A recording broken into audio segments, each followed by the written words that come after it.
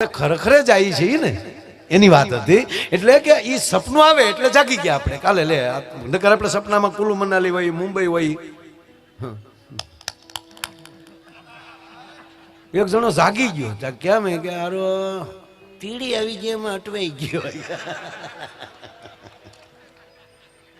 આપણે એમ થાય કે તીડીએ તો ઘણા ટાળી દીધા, કારણ કે ત્રિગુણી માયા છે.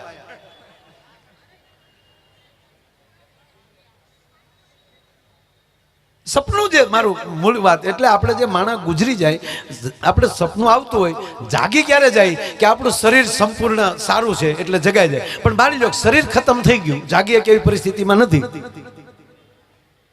હાર્ટ બંધ થઈ ગયું, તો એ શરીર જાગે છે ત્યારે સપનું પૂરું થાય છે. બાકી તો એ શરીર વગરનું ક્યાંય આટા તો મારતો જ ન, એ પાછો આવે અને અહીંયા શરીર જાગે નહીં એટલે એ સપનું ચાલુ રહે છે. અને એટલે આપણી શમશાન યાત્રા નીકળે એને સપનું લાગે છે. બધા રડે છે એ સપનું લાગે છે.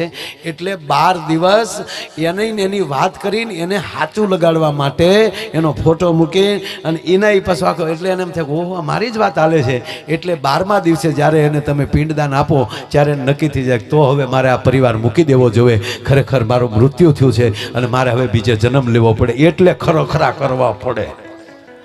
હવે તમે બેહણું કરીને પતાવી ગયો તને હાસુ કોણ લગાડશે? દાદો. અને પછી આપણે અટવાઈ જાય.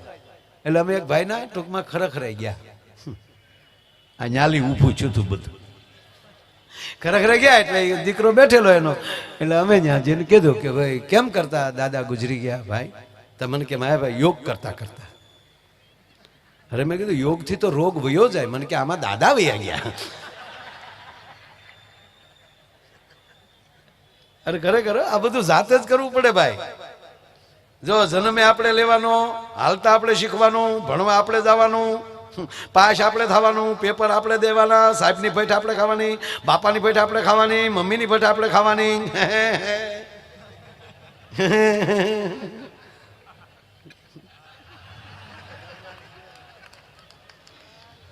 અને હજ તો એ થાય, ભલે બધા પાવરની વાતો કરતા હોય કે અમે તમારા ભાઈબંધ, કામ હોય કહેજો, ગાંડાઓ મરી આપણે જ જવાનું આવે, બીજું કાંઈ આવે નહીં.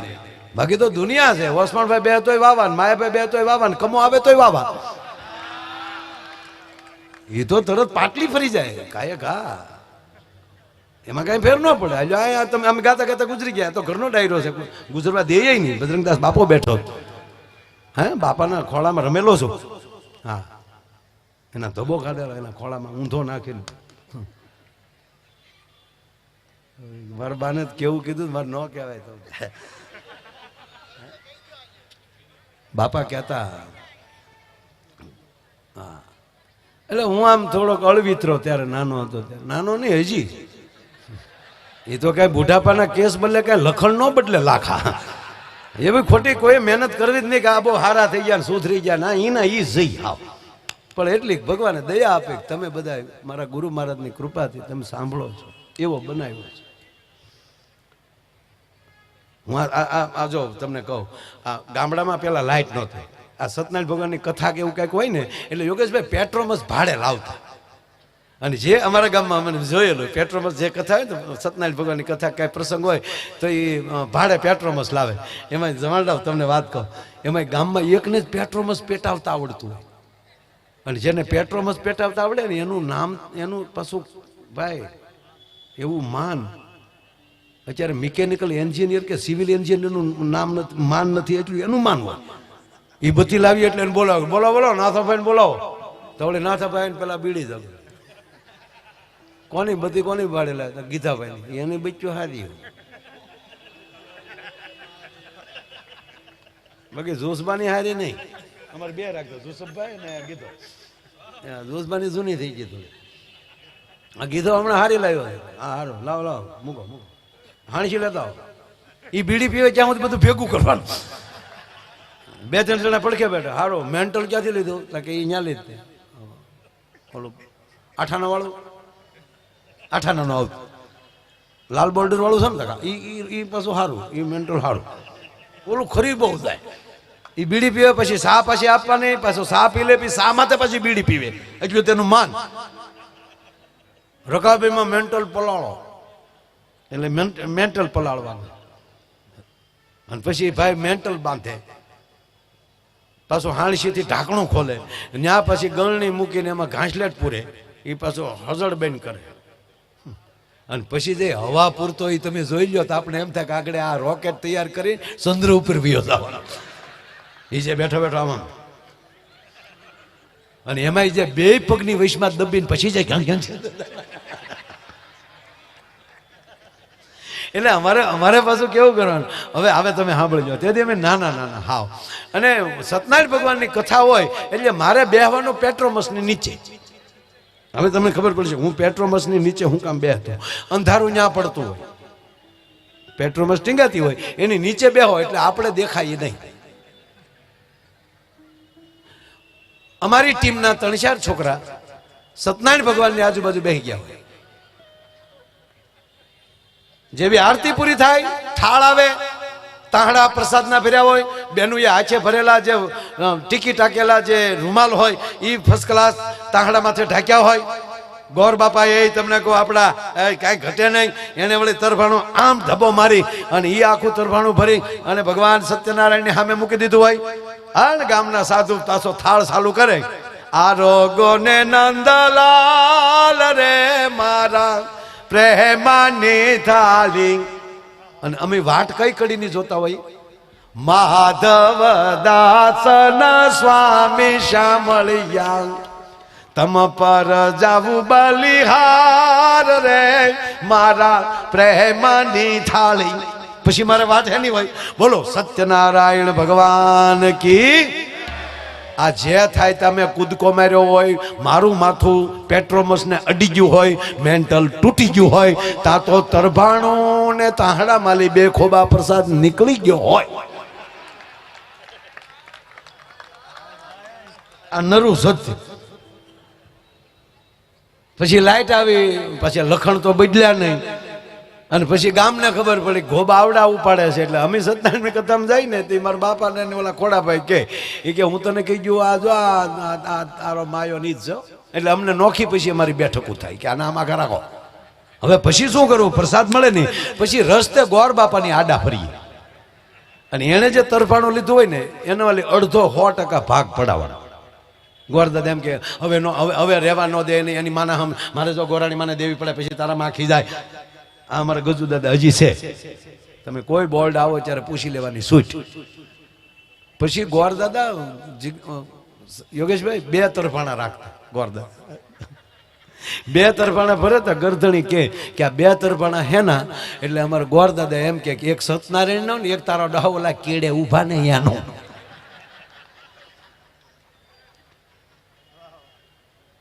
ઓલાએ કીધું યોગ કરતા કરતા દાદા ગુજરી ગયા.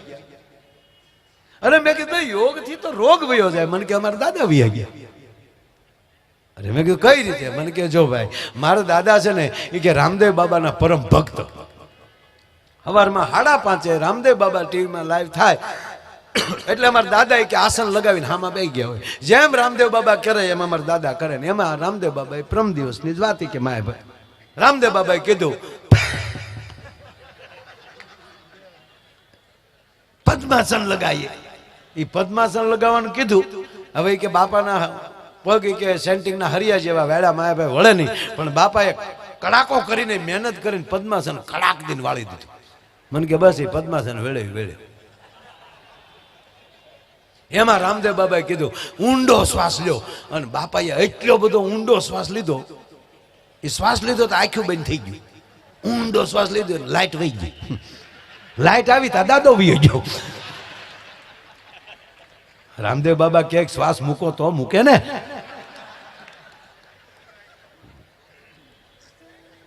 મારો કહેવાની વાત એ છે કે આ તમારે જ્યાંથી જ્યાં જવું ત્યાં પણ તમારે જીવનમાં આનંદ લેવાની જ વાત હશે તો દુનિયામાં કોઈ દી તમને તકલીફ નહીં પડે. આ સંસ્કાર બોલે છે. વાત એ છે કે એ બગડાડાય છે કે શું કામ એટલે બધે છે. અને આજે એની જ ઉપર બાપા કૃપા કરે કે કાંદીવલીનું સંચાલન ધારાસભ્ય તરીકે અને પાછું બગડાણા ધામનું પણ સંચાલન મહાપુરુષોની નીચરામાં રહેવાનું રહે તોય આપણા ધન ભાગ હોય, એને બદલે તો એના કર્મચારી બનવાનો એને અવસર મળ્યો છે સાહેબ. એ બાપાના કર્મચારી બન્યા છે. અત્યાર સુધી મંજી બાપાએ પવિત્રતાથી આખી વાત આખું ધ્યાન રાખ્યું. હજારો માણસની આસ્થાનું કેન્દ્ર છે. બાપાની પાસે હાથના ગોળા ખાધા છે. આ ભારતની ગરિમા છે, આપણે ભારતની આ સંપદા છે. ભગવાન પાસે એટલું જ માગવાનું, ભગવાન પાછો જન્મ દેવો હોય ને તો તારા ભક્તો હોય એની આજુબાજુ રહે એવું અમને કરજે. અમારાથી ભક્તિ થાય ન પણ એની આજુબાજુ રાખજે. આ બધાને આને અરે બેવું આ તેથી કેવી વાત છે. હું સાહેબ પ્રોગ્રામમાં જતા અમે હાલીને બગડાણા દેવાંગભાઈ બરોબર ને, અમારે 17 કિલોમીટર થાય. 5 વાગે રજા પડે ને દફતરનો ઘા કરી હરિહરની હાથ પડે તો બંદા બગડાણા પોગી ગયા હોય. અહીંયા આરતીનો છેલ્લો ડંકો વાગતો હોય. દાદા બાપાની આરતી લઈ દાદા પાસે ઘડીક બેહી છોકરા ત્યારે બહુ ટ્રાફિક. બાપાનો બજરંગદાસ બાપાની તિથિ હોય, ગુરુ પૂનમ હોય અને ત્યારે સાહેબ કાનદાસ બાપુ, નારાયણ સ્વામી હે આખી રાત ભજનિયા હાલે અને અમે દૂર બેઠા બેઠા સાંભળતા હોય. આગળ બેસીએ ને તો સાહેબ તમને આ તો બેહીએ ગયો હતું ઓળખતા હતા બધા, પણ નહીં ત્યારે ગરિમા હતી કે આપણે ક્યાં બેહાય, આપણી ઉંમર પ્રમાણે આપણે ક્યાં બેહાય સાહેબ. અને એમાંય આગળ બેઠા ને કોઈ એમ કહેતો ને કે છોકરા ઘડીક વાહ આવી જાય, મહેમાન આવ્યા તો સોગંદથી કહું દુઃખ નહોતો લાગતો. તે બાપા પાસે એ માગતો હતો, ગુરુ પાસે એ માગતો હતો કે આપણે આવીને જગ્યા થાય એવું જીવન તું આપજે ભલા માણા, અમને કોઈક ઊભા કરે એવું જીવન નહીં. અમે આવીએ અને અમારા આદર થાય એને બદલે આજ બાપાની દયાથી તમારી સામે અમને બેહાડી દીધા. આનાથી તો બીજી કૃપા કઈ હોઈ શકે.